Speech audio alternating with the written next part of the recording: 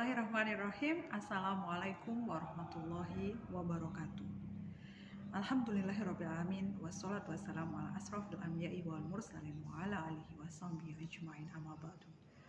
Allahumma sholli ala nabiyina Muhammad wa ala ali sayyidina Muhammad. Baik, sahabat yang berbahagia, pada kesempatan hari ini alhamdulillah kita masih dipertemukan kembali ya dalam rangka perkuliahan bahasa Indonesia pertemuan ketiga.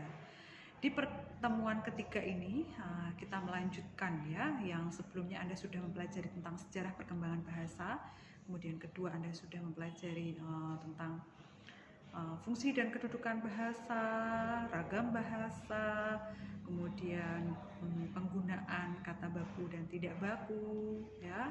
Dan sekarang kita akan belajar tentang ejaan dan tanda baca. Nanti akan saya singgung pula untuk kata baku dan tidak baku. Ya, baik, yang pertama ya, saya minta untuk sudah mendownload atau mengunduh ya, PUEB, Pedoman Umum Ejaan Bahasa Indonesia, atau bisa juga menginstal di smartphone Anda masing-masing. Di dalam PUEB itu terdapat beberapa hal ya. Yang pertama penggunaan tanda baca, ada tanda koma, tanda titik ya, tanda titik koma, kemudian ada tanda tanya, tanda pisah, tanda seru, tanda kurung, dan lain sebagainya. Saya berharap nanti Anda bisa membaca satu persatu ya, baik dari PowerPoint yang akan saya sampaikan ini maupun dari PUEB tersebut ya. Harapan saya Anda mau membaca dan bisa menggunakannya ya, panduan itu dalam analisis Anda. Belajar bahasa itu tidak bisa hanya sekedar membaca atau satu kali membaca kemudian bisa, tidak bisa. Belajar bahasa itu to be continue, secara terus menerus dan harus diimplementasikan. Ilmu itu akan terus terpatri pada pikiran Anda apabila Anda gunakan, Anda implementasikan dalam kehidupan sehari-hari. Nah, oleh karena itu, mulai dari sekarang, biasakan menggunakan bahasa Indonesia yang baik dan benar sesuai dengan apa yang sudah Anda pelajari. Dengan demikian, Anda dengan seterusnya akan bisa menggunakan bahasa Indonesia yang baik dan benar. Baik, berikutnya. Di pertemuan ketiga ini, selain kita akan mempelajari tentang penggunaan tanda baca, di sini juga akan Anda pelajari penggunaan huruf kapital, huruf miring, dan lain sebagainya. Catatan ya, dalam materi ini saya tidak perlu menjelaskan semua secara panjang dan lebar, tapi saya hanya menyampaikan beberapa hal yang saya anggap masih sering terjadi kesalahan pada mahasiswa. Apa itu? Yang pertama, penggunaan huruf miring. Penggunaan huruf miring ini masih sering terjadi kesalahan pada mahasiswa atau sering tidak diketahui penggunaannya. Yang pertama, penggunaan huruf miring ini digunakan untuk menuliskan nama buku, majalah, dan surat kabar yang dikutip. Contoh, buku Cermat Berbahasa Indonesia. Cermat Berbahasa Indonesia ini merupakan nama buku atau judul buku, maka ditulis miring. Majalah Tempo. Tempo ini adalah nama dari sebuah majalah, maka temponya ditulis miring. Harian Kompas. Kompas di sini ditulis miring. Yang kedua, menegaskan atau mengkhususkan huruf. Kami akan menipu, tetapi tertipu. Nah, ini juga ada nuansa yang berbeda, maka dimiringkan. Ada maksud tertentu. Kemudian yang ketiga, menuliskan nama ilmiah. Contohnya Oryza sativa, nama Latin dari padi. Contoh lain, Aurelia, nama Latin dari cacing. Nah, ini maka ditulis dalam bentuk huruf miring karena menggunakan istilah asing. Kemudian masih banyak lagi Anda bisa baca di PUEB ya. Kemudian ada penggunaan tanda titik dan koma. Nah, ini yang masih sering salah di penggunaan nama gelar.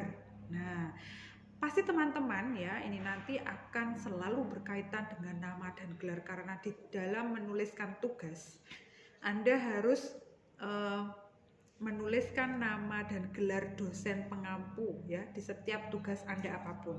Nah, ketika menuliskan nama dan gelar, perhatikan baik-baik penulisannya. Saya tidak mau Anda sampai salah dalam menuliskannya, karena saya sudah menyampaikan di sini. Yang pertama, apabila itu nama saya, contoh Ida Yeni Rahmawati, sarjana pendidikan, magister pendidikan, maka cara menuliskannya adalah Ida, I-nya besar, Yeni, Y-nya besar, Rahmawati, R-nya besar, koma, S besar, titik, P besar, D kecil, titik, sarjana pendidikan, magister pendidikan. Maka cara menuliskannya adalah Ida, I-nya besar, Yeni, Y-nya besar, Rahmawati, R-nya besar, koma, S besar, titik, P besar, D kecil, titik, koma, M besar, P besar, D kecil, titik. Begitulah menuliskan yang benar. Untuk lebih lanjut, silahkan Anda bisa membaca PUEB secara lebih detail supaya Anda tidak sampai salah dalam menuliskan nama beserta gelar akademik. Baik, selanjutnya untuk tugas Anda minggu depan.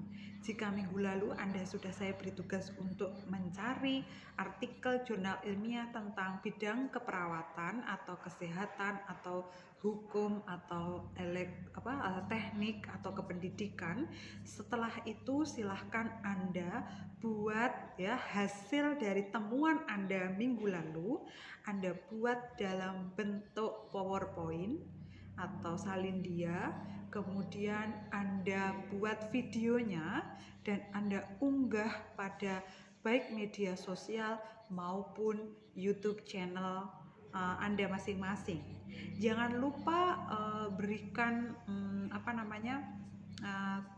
tag saya ya, nama dosen pengampu di akun Anda.